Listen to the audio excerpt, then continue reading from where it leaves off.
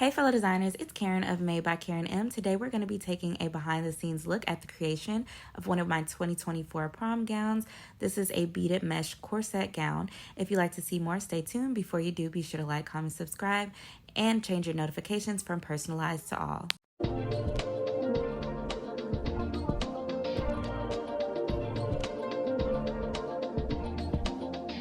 Okay, so let's get into the inspiration photos the client sent me. If you're a designer like me, you already know this was one of the most requested dresses of Prom 2024. She even sent me this close-up image of the dress, so I already knew she was going to be a very detail-oriented client, and I was definitely going to have to bring my A game on this dress. This is the beaded mesh she selected. Once I studied the inspiration photo, I realized it was not lined with a solid fabric. It was lined with power mesh. So 2 layers for the full skirt and then another 2 layers from waist to knee. That gives it that like slightly see-through look, but like not too see-through, and it doesn't give you the harsh line of demarcation that you would have between the solid fabric and the beaded mesh. Here I am cutting out my corset pieces. Of course, I use my built-in bra corset pattern. I have a layer of illusion mesh turned so it doesn't stretch, and then a layer of the beaded mesh. And right now I'm just removing all the beads from the edge using the hammer and tape method. Again, like I mentioned in my last video, you got to be careful with this because it can tear some fabrics.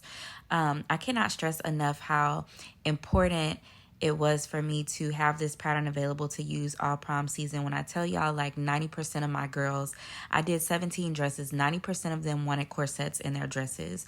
And having it in pattern form and not having to like do all this critical thinking every single time I got ready to cut out a corset pattern, it really helped me. If you haven't gotten a chance to check it out, it is linked in the description box below. It is not only a pattern, but also a full, very, very detailed video course. This is my DIY boning casing. I'm using a cocoa colored spandex. I just wanted it to be a nude color so that it would look as close to the inspiration picture as possible. I do have a tutorial on my channel on how to make it if you guys aren't familiar. So since I have a layer of illusion mesh as my bottom layer and then the beaded mesh on top, I'm now just cutting the beaded mesh out of the middle, the beaded mesh layer only. So the illusion mesh is left to hold the 2 pieces of boning together, but then at the same time, it looks like there's nothing there. This is how you achieve a plunging neckline with the tilted bra cups. And here I am sewing on the bra cups. I've been working on this for like literally the entirety of 2 days. It's very time consuming doing all the boning channels and making sure everything is secure. It's just real time consuming. I really like how the top is shaped.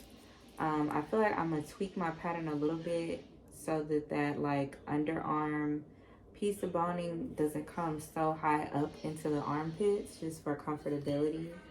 And then you can see I have the mesh in the center to give like that open neckline, or I don't know what you want to call it, cleavage. And then this is what I did for the grommet panel.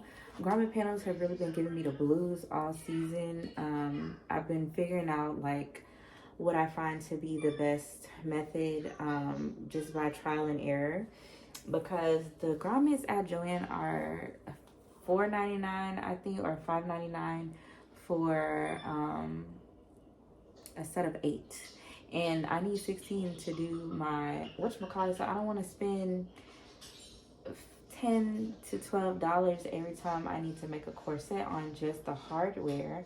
And then I have all of these huge bag of grommets that I got from Amazon with my grommet press. But they're not like as thick as the ones from Joann. They're actually like narrow. That's why I didn't use that thick interfacing on here, because I want to use these grommets that I got from Amazon. And what I did was I took a piece of my power mesh, which I wouldn't even call it power mesh, I just call it mesh.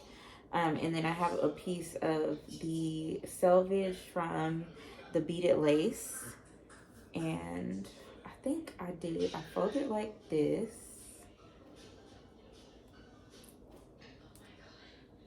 Is that long enough? Yeah, surprisingly. Okay, so I folded like this, and then I put my mesh in the middle, and then I fold it over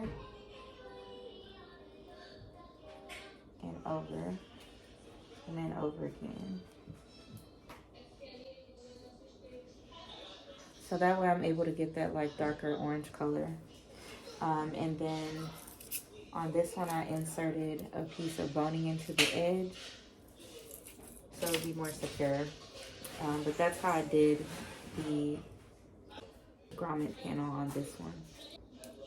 There's a whole walkway over there, and I don't know why it was critical for him to walk in the frame when he can hear me recording. I'm literally just sewing the grommet panel on top of the corset with a straight stitch.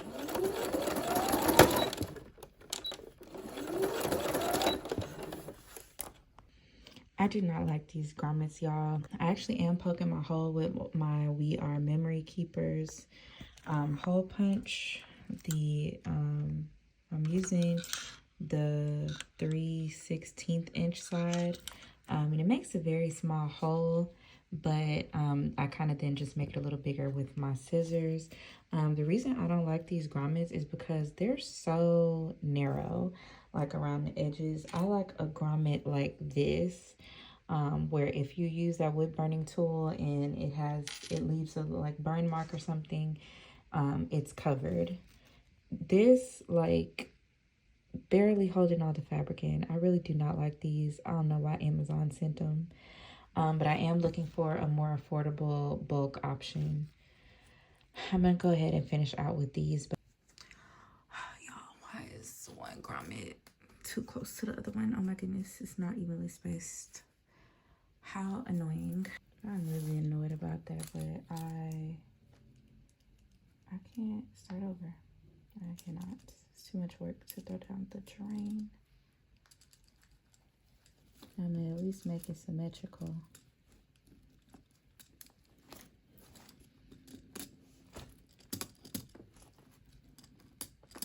Next thing I'm gonna do is punch the hole.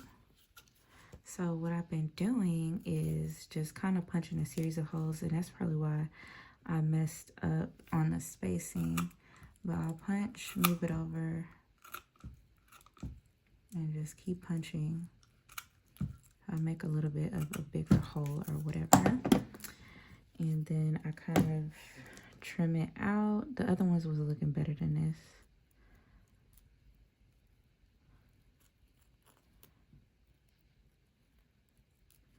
Much better. Then I kind of do a little of that. And then get my grommet and stick it through. If I see a bead, I move it out the way because beads are so annoying. Bye.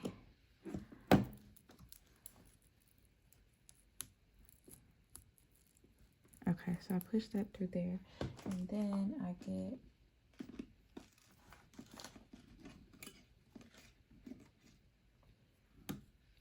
the bottom piece of the grommet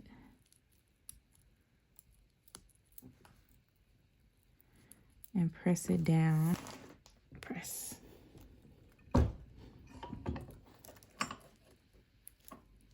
So there's one.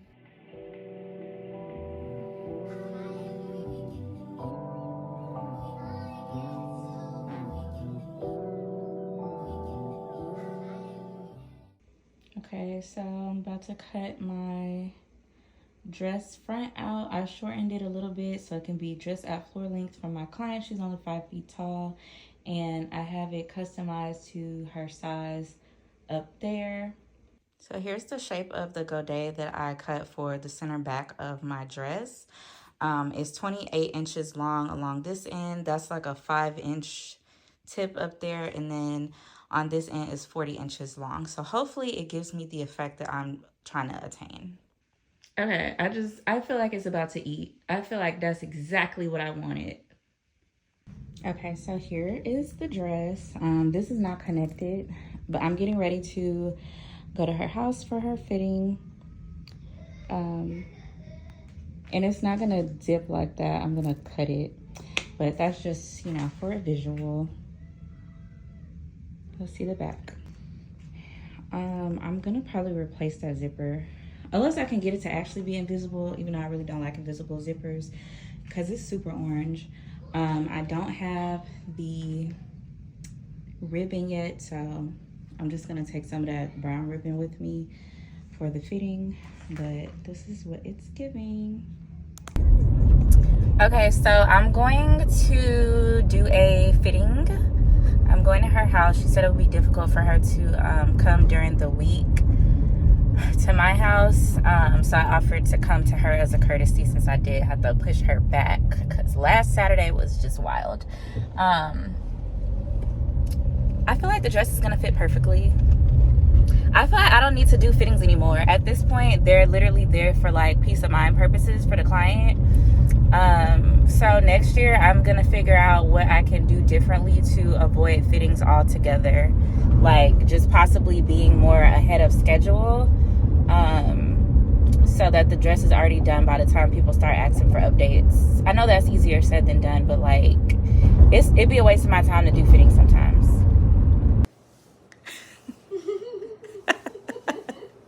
So now I am getting ready to actually finish the dress. Everything went well with the fitting. My client does want me to cover up a little bit more of her cleavage. So what I'm gonna do, I took this really stiff interfacing from Joann, and I cut these shapes. So it is gonna go, I covered the back side, and I'm going to sew it on top of my cup like this, just to add a little bit more coverage. And then I'm gonna cover the whole front of the cup with this cocoa colored spandex.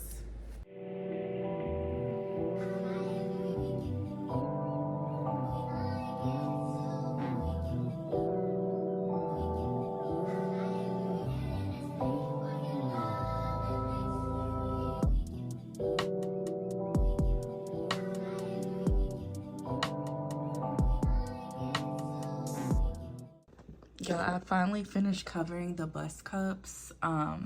Insane amount of time spent on this, like insane. Because I wanted it to look the same as the skirt, which was a layer of, 2 layers of mesh and a layer of the beaded lace. But since I had to extend the bra cups, I then decided to cover the natural bra cup with the nude cocoa colored spandex, and then do 2 layers of mesh, and then do the layer of beaded lace. But I did them all one by one, except for the mesh. I did that, you know, 2 at once. But it made the process so long and grueling, and literally like an entire working day was spent on that. Like, crazy. It's Tuesday. It's about 1 p.m. Okay, so it's about 8:30. It's been a slow day. I have the lining, the mesh lining done. This is 2 layers. Hopefully it don't make it too dark, but I don't think it's really gonna make a difference. I just wanna make sure it's not see-through. And I'm currently removing this zipper because it's just way too orange. I went to Joann earlier and I got this darker one that I think matches way better. So I'm about to pick this zipper out, and then I'm going to connect the lining to the skirt. Or am I gonna do, yeah, I'm gonna connect the lining to the skirt, I think, and then, no. I think I will have to do the zipper, then connect the do the zipper, close the back, connect the lining to the skirt, and then top stitch the lining into like behind the zipper. I think, I don't know, I think that's what I'm gonna do. But anyways, yeah, just about to replace this, and then I'll be attaching the skirt to the corset. Y'all, I'm working so slow. The burnout is real. It's about 10:25. I just pinned the waistline to the corset at the waistline, and then I have it pinned along the bottom of the corset also, so I can go ahead and cut it here and stitch it down. It's a lot of layers of mesh, so I'm thinking maybe I don't know, like, do I want to just cut it and not fold it in and just top stitch over it? I don't know. I feel like that'll be just as bulky, so maybe I'll just do it the regular way. But yeah, this is where I am.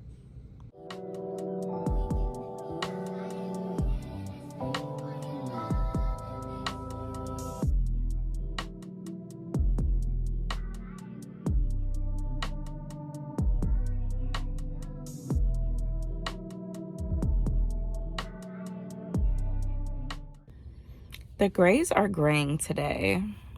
Anyways, it's 8:45 a.m. I'm outside Michael's waiting for them to open so that I can get some darker orange stones. I feel like the ones I bought the other day are just like, they're blending. They match too well, and I feel like I need a contrast. So here I am back at the store. So looking at the inspiration picture at first, I thought that the flowers were fabric, but they're actually feather tips. And so I ordered a pack of feathers from Amazon, and I'm gluing them down with B7000 glue. If you've tried E6000 before, you know it can be really annoying because it's very messy, but this B7000 is amazing. It has a precision tip. I don't ever want to use E6000 again. Like, if you haven't tried B7000, you need to order some.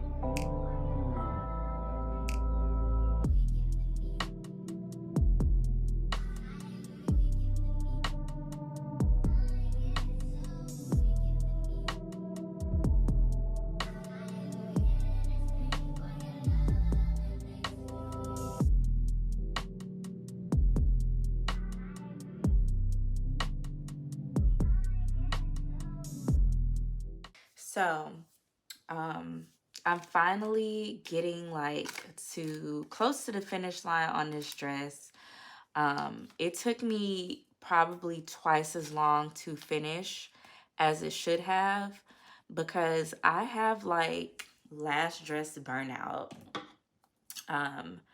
It's not that the motivation and the drive is not there because this is the last dress. Like, I'm killing it. She's gonna look great in it. And it's like, you know, the grand finale or whatever. But I'm tired. Like, all season, I've been like staying up super late. I've been drinking nothing but caffeine, tea, and coffee just to make sure like I can stay awake and alert and get my work done. And I'm just like really tired. Like, I'm super duper just over prom altogether. I'm just over it.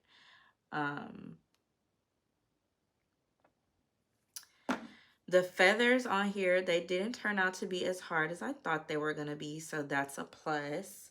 I wish that I would have gotten assorted silver rhinestones because I got them all size SS20, but the smaller ones would have been good like fillers for it to like not look so like chunky. I underestimated the importance of of having an assortment of sizes. I did get assorted ones. Oops, just wasting everything.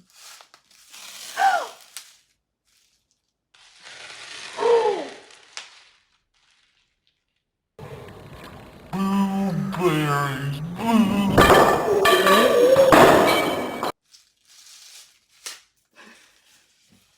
I'm over it. I did get assorted ones of these. It came in size 12, 16, and 20. And I like that better. And then I also have this other, I think it's in my room, but I got this other pack of stones. So takeaways from this dress. It didn't give me too much trouble, to be honest. It's just like end of season burnout. Like, that's literally it. End of season burnout. The fit was good. The client was happy with it. Also, don't underestimate the power of like having different shades. Everything on the dress doesn't have to be a perfect match. You need different shades so the colors can pop. Because like, why would you get different materials and put them together and they're all the exact same shade? That's like boring. So at this point, I'm gonna stray away from the inspiration picture because it has a different shape on the pattern. My pattern has more of these swirls, so I'm gonna just kind of start following the swirl. See how I did these stones right here? I really wish I would have got assorted ones so some could be smaller. But I'm just gonna start following the swirls and stop trying to like force it to have the same shape as the inspo.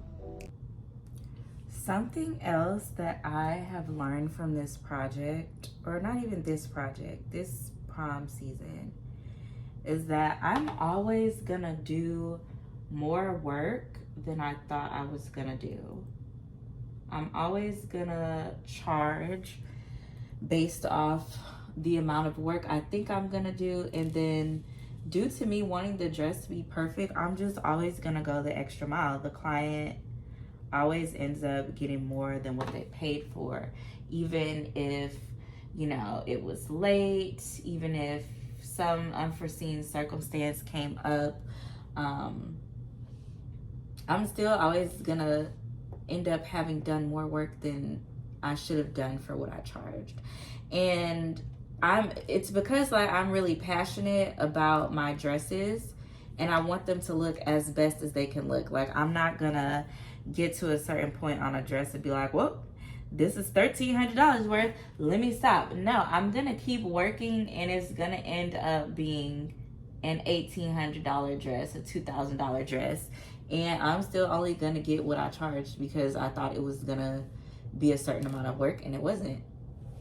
Like with this dress, I did not realize I was gonna be putting so many stones on here, and it's like now that I've started, I just kind of can't stop because I know the look that I'm going for, and I can't leave the dress naked.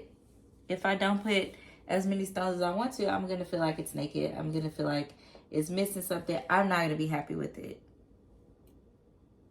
Have I already reached the threshold of how much money I charged? Yes. Am I gonna keep going?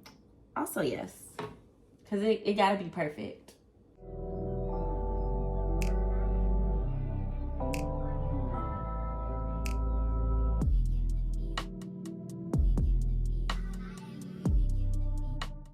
I'm debating driving to the other Michaels on Westheimer to see if they have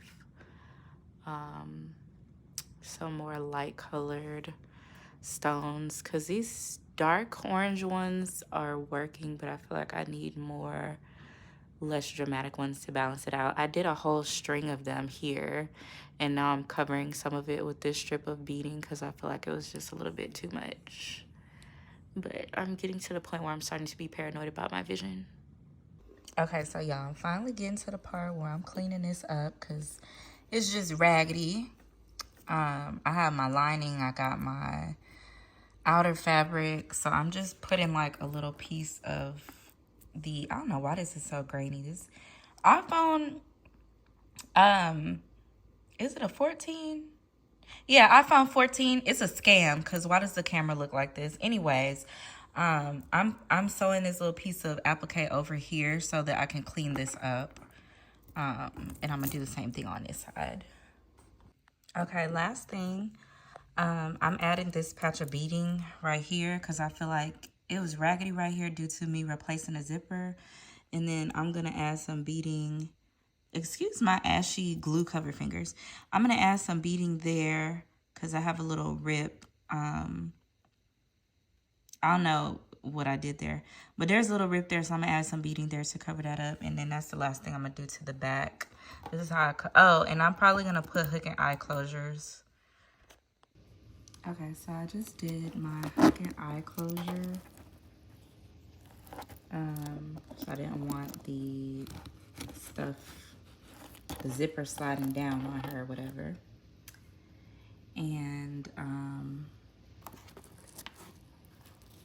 this, I feel like I want to clean this up a little bit because why is this piece of boning showing through this like one layer? I feel like that's the last thing I need to address. And then I'll be done for real.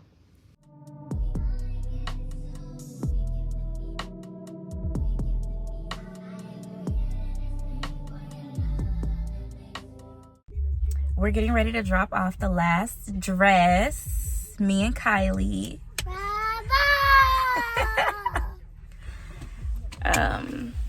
Yeah, we just arrived here, so I'm about to call my client and let her know I'm outside. Here's the dress. I also bring my sewing machine. She's so happy that I'm done.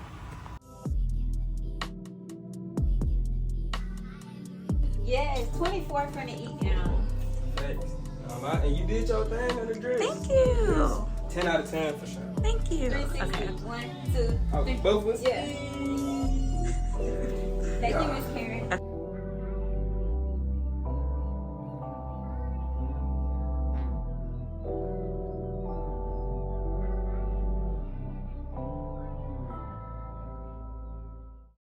I hope you guys enjoyed my behind the scenes / vlog of creating this dress.